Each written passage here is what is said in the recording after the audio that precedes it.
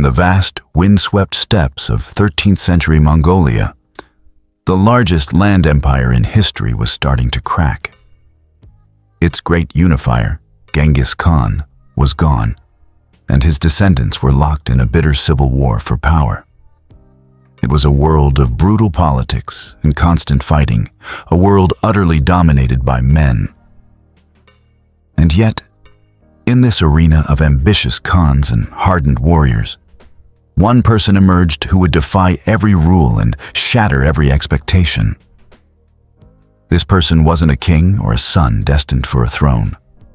She was a princess, the great-great-granddaughter of Genghis Khan himself. And according to those who saw her in action, she was more dangerous than all of her 14 brothers combined. This is the story of Khutulun, the wrestling princess who never lost, and who built a fortune on the shattered pride of men. Imagine a princess whose dowry wasn't measured in gold or jewels, but in horses, 10,000 of them to be exact. Each one was a trophy, a testament to her absolute physical dominance. Any man who wanted to marry her first had to beat her in a wrestling match. If he lost, he had to give her 100 of his best horses. If he won, he'd claim the hand of the most powerful woman in Central Asia. But here's the kicker. No one ever won. Khutulun, whose name means moonlight, was born around 1260 into a world of chaos. Her father was Kaidu Khan, a grandson of one of Genghis's sons and a cousin to the famous Kublai Khan. While Kublai Khan was embracing Chinese culture and ruling his Yuan dynasty from a lavish palace, Kaidu was a die-hard traditionalist. He believed in the old Mongol ways, a nomadic life of hardship, horses, and constant battle. He saw the settled, luxurious lifestyle of Kublai's court as a betrayal, a weakening of the Mongol spirit that had conquered the world. This wasn't just a family disagreement. It was a civil war that would last for 30 years. This is the world Khutulun was born into, the only daughter among 15 children. In a society that valued sons as warriors, you'd think the lone daughter would be kept safe, groomed for a strategic marriage. But Kaidu wasn't a conventional father, and Khutulun wasn't going to have a conventional life. She was raised not as a princess, but as a warrior, getting the exact same grueling training as her 14 brothers. From childhood, her days were spent on horseback, mastering archery until she could hit a target at a full gallop. She learned to track, hunt, and fight. She could sharpen swords, milk yaks, and even knew the traditional Mongol rituals, like drinking blood. The brutal steppe was her playground, and the veterans of her father's army were her teachers. While Mongol society was patriarchal, it was also pragmatic. The nomadic lifestyle demanded capable, resilient women who could manage the tribe's wealth, run the household, and defend the camp. For Khutulun, this wasn't just a duty. It was a calling. She was incredible at every martial art, but it was in the wrestling ring where she found her true gift. And Mongolian wrestling wasn't a sport with lots of rules.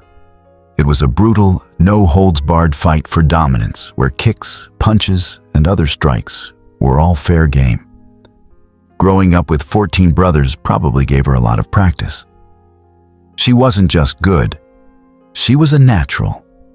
Tall and powerfully built, the traveler Marco Polo described her as so well-made she could almost be mistaken for a giantess. She developed a raw, unstoppable power that left her brothers and every other young man bruised and humbled.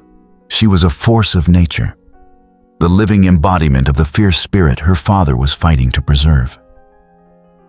As Khutulun grew up, the question of marriage became a big political issue. As the daughter of the powerful Kaidu Khan, her hand in marriage could unite clans and secure power. Suitors from all over the Mongol territory started showing up, ready for an alliance. But Khutulun had zero intention of being a political pawn. She had fought and bled alongside men, proving she was their equal, if not better. She refused to be given away like property. So she made an announcement that was as bold as it was unheard of. She would marry, but on her own terms. Any man, no matter his status, could win her hand, but only if he could beat her in a wrestling match. It was a direct challenge to her society's patriarchal norms, a powerful statement of her own independence. And she added a clever, costly twist. If the suitor lost, he had to forfeit 100 horses to her. The challenge was simply irresistible. Princes and warriors, their pride on the line, lined up for a shot. They were drawn by her beauty, her royal blood, and her father's power. How hard could it be to defeat a woman in a wrestling match? Turns out it was impossible. One by one they stepped up, and one by one they were slammed into the dirt. Khutulun wasn't just strong, she was a master of leverage and balance. She met every opponent with a chilling calm, her movements both fluid and explosive. The steps, as one writer put it, became littered with the debris of shattered male egos. And with every defeated suitor, her personal wealth grew. Her herd of horses swelled into the thousands. Marco Polo, who traveled through Asia, reported that she had gathered a staggering 10,000 horses, a fortune that would make any Khan jealous. This wasn't just a herd of animals. It was a symbol of her power, a monument to her undefeated record. Each horse represented a man who had underestimated her. She had turned the one thing meant to control her, marriage, into her greatest source of power. The most famous of these matches was against a suitor who was incredibly wealthy, handsome, and confident. He was so sure he'd win that he wagered not 100, but 1,000 horses. Khutulun's parents were impressed and were getting anxious to see their daughter finally marry. They pulled her aside and pleaded with her. Just let him win. They begged her to throw the match so she could have a good husband. Khutulun listened to her parents, then walked into the ring, faced the prince, and in the words of Marco Polo, threw him right valiantly on the palace pavement. The 1,000 horses were hers. The message was unmistakable. Her will was iron. She wouldn't pretend to be weak for anyone. Khutulun's skills weren't just for show. She was a warrior above all else, a key commander in her father's long and bitter war against Kublai Khan. Kaidu didn't see his daughter as a novelty. He saw her as his most trusted advisor. Out of all his 15 children, it was Khutulun he turned to for military and political advice. Her strategic mind was as sharp as her physical strength. On the battlefield, she was terrifying. She would lead cavalry charges straight into the enemy's heart. Marco Polo wrote about her signature battle tactic with pure awe. He described how she would often ride out from her father's side, charge into the enemy ranks, and, as deftly as a hawk pounces on a bird, snatch a warrior right out of his saddle and drag him back to her father's army as a captive. This was an incredible display of skill and bravery, a psychological weapon that crushed enemy morale and inspired her own troops. Her soldiers adored her. Seeing their princess fight with such fearless grit filled them with the confidence to win. She wasn't just fighting for her father. She was fighting to preserve a way of life. Together, she and Kaidu held their own against the massive armies of Kublai Khan's Yuan dynasty.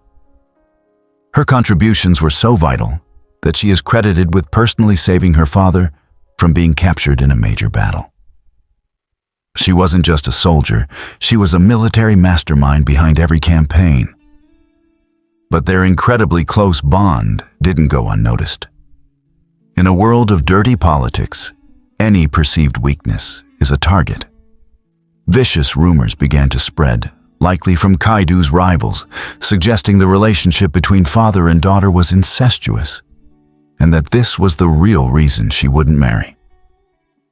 These were almost certainly baseless smears, a desperate attempt to stain Kaidu's honor by attacking his most fearsome warrior. To protect her father's reputation and silence the gossip, Khutulun finally decided to marry. Sources disagree on who her husband was. Some say she chose a man from a loyal clan. Another, more romantic story, says she married a captured enemy soldier named Abdakul, sent to assassinate her father. When he was caught and sentenced to die, his mother begged to take his place. Moved by this, Abdakul refused and chose an honorable death. Kaidu was so impressed by his courage that he pardoned him, and Khutulun, perhaps seeing a kindred spirit, chose him as her husband. What we know for sure is that she didn't wrestle him. She chose her partner, proving her authority even when conforming to tradition. Khutulun's story is a stunning reminder that history is full of incredible people who refuse to be defined by their world. Her legacy completely challenges our ideas about gender roles in a so-called man's world. Who are some other warrior women from history that you think deserve more recognition? Share their stories in the comments below. And if you're fascinated by figures who broke the mold, make sure to subscribe and hit that notification bell for more stories of history's greatest rebels. In 1301, after decades of war, Genghis Khan died. On his deathbed, he attempted one last revolutionary act. He tried to name Khutulun as his successor to lead the Khanate. He believed she was the most capable of all his children, the one best suited to lead their people. But for the patriarchal Mongol society, this was a step too far. Her brothers and other male relatives immediately contested it. A woman Khan was unthinkable. Though denied the throne, Khutulun's power couldn't be ignored.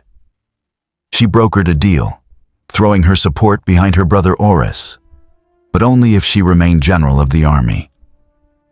For a while she held her position, a formidable power behind the new Khan. She fiercely guarded her father's tomb, protecting him in death with the same loyalty she had shown him in life. But without Kaidu, old rivalries reignited. Khutulun's influence was a threat to her ambitious brothers. 5 years after her father's death, in 1306, Khutulun died at the age of 46.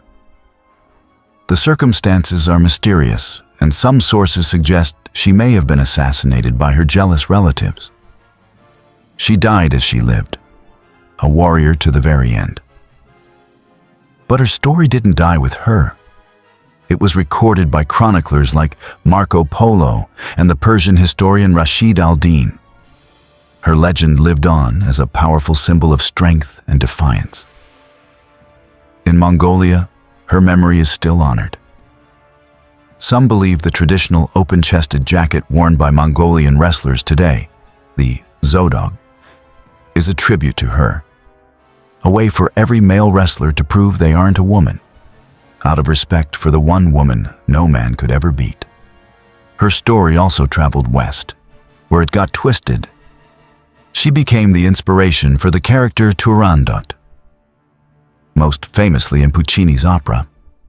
But in these Western versions, her strength is watered down. The fierce warrior who beat men with power slams was turned into a cold princess who challenges suitors with riddles, a woman who is finally tamed by love. But the real Khutulun wasn't a fairy tale princess. She was a general, a strategist, and an undefeated champion who commanded armies and built her own fortune. She looked at the rules of her world and simply refused to accept them. In the shadow of Genghis Khan's legacy, among 14 warrior brothers, it was the lone princess who shone the brightest. A legend lit by the moonlight of the steppe, whose story continues to inspire.